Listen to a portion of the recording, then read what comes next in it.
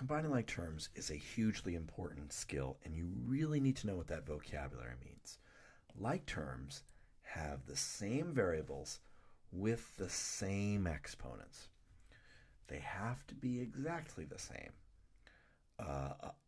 Like if for instance, let's say, let's look at example 1.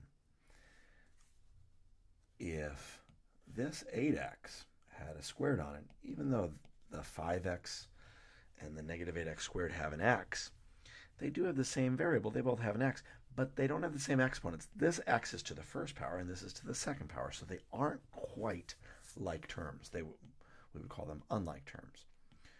So let me show you how we kind of go with this. If you have an expression, you can start to put a shape on like terms. 5x and negative 8x. They both have the last name of x, if you will. They have the same variable, and that's just x to the first power. So they are truly alike. Then we have minus 9y. I'll give it a different shape. And then we have 7. That's just a number. There's no variable. So the variable's exponent is, if the variable is not there, you could say the variable's exponent is 0 or 1, however you want to slice that. But so you could kind of add a bunch of shapes to the mix here. And then you just put the shapes together. Because we have x's, we have y's, and we have numbers. Those are the types of terms we have in this problem. So we have 5x minus 8x. We have 5x. That's 1x and 1x and 1x. And then minus 8x. Minus 1, 2, 3, 4, 5, 6, 7, 8x. X minus x is 0. It's 0. It's 0. It's 0. And again, x minus x is 0.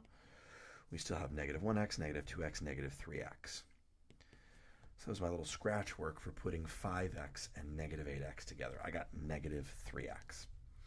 Okay, now you'll notice there's only one cloud here. There's only one y term, if you will. That's negative y, negative 9y. We can't put that with anything else because there's no other like terms to combine it with. However, we can put the numbers together. 7 and 2, 7 plus 2, that just makes 9. And then we have minus 9y. And folks, we are done. If you want to put the symbols on, you've got there's only one y term, the squiggly cloud type thing. There's only one x term that remains, and there's only one number that remains. We cannot simplify this further. It might be attractive to simplify this further, but we cannot because there are no more like terms that can be combined. All of these terms are unlike each other. They cannot be combined further, so we are done.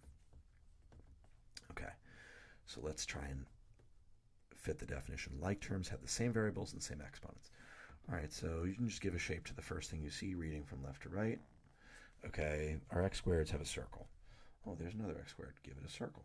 Those are like terms. We'll put those together. Let's go for a square. This is just x to the first. There are no other x to the first, so there's no other squareds. 4y squared, there's no other y squareds at all.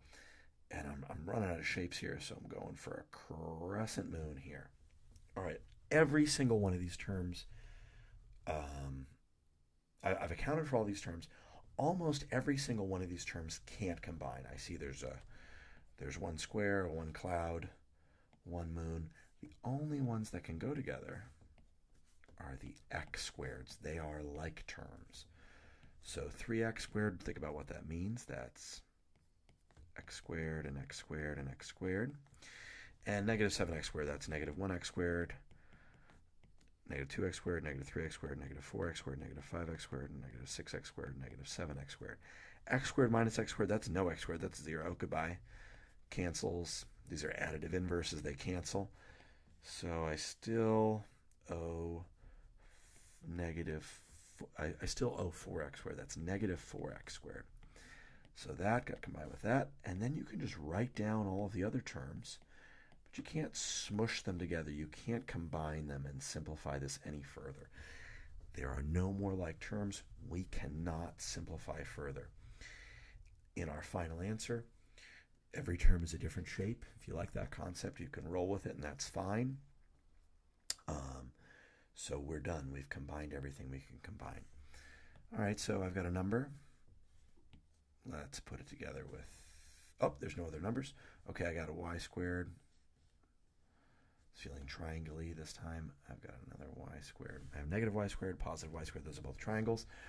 And let's square this off. I've got 10x and negative 8x. So they're both x to the first power, so I'm allowed to put them together. One of them like wasn't squared or something. All right, so there's only one circle, the 5. It doesn't go with anything else. Ooh, negative y squared and positive y squared. That just makes 0y squared. That's just 0, folks. So those terms just cancel out. That can happen, and I wanted to have this example to show you that that can happen. Now I've got 10x's, positive 10x. You could write x plus x 10 times. And then I have minus 8x, so I'm going to take away 8 of them.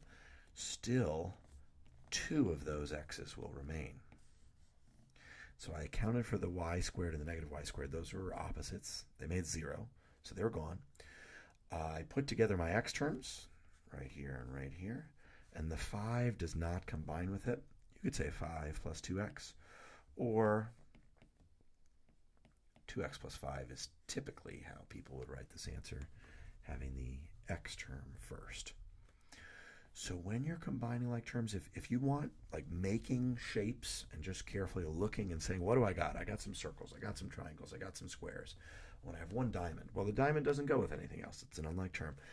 If that technique helps you, then go with it. If you don't need to make these symbols because you understand deeply the concept of like terms, that's also fine. You do what works for you. Thank you. Have a beautiful day.